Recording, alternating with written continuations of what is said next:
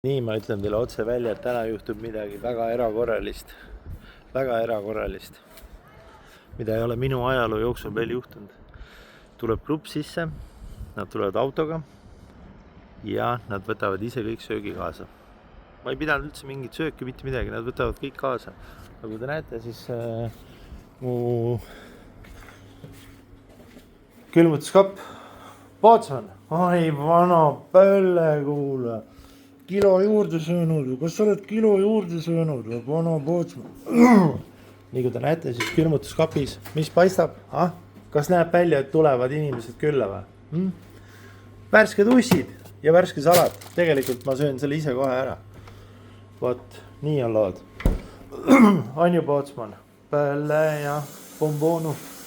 Ja selle asja teine point on väga hea, mis on see, et ma lasin vanal kaluril lasta võrgud sisse 400-500 meetrit sinna kädekätti ja ma viin A8 vennad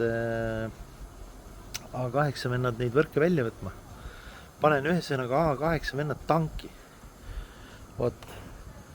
Aga ma ei tea täpselt, kuidas see välja kujuneb ja kuidas see läheb. Ma loodan, ma tean vähemalt, et ühel ei ole Facebooku ega ei ole seda YouTube'i ega mitte midagi, siis võib-olla ta ei tea midagi, et A8 on mu lemmikud autod.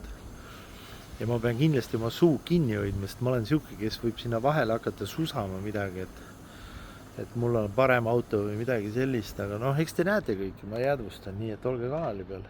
Me lähme ju merereisile ja värgid. Et saab vinge olema, aga A8 vennad ma panen tanki, jah. Ei tea, võib-olla see on kosletud üldse.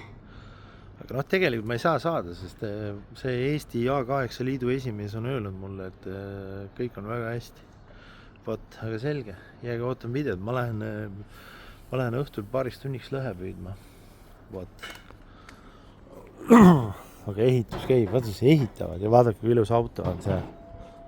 Vaadake, kui ilus auto on seal. Mida te näete?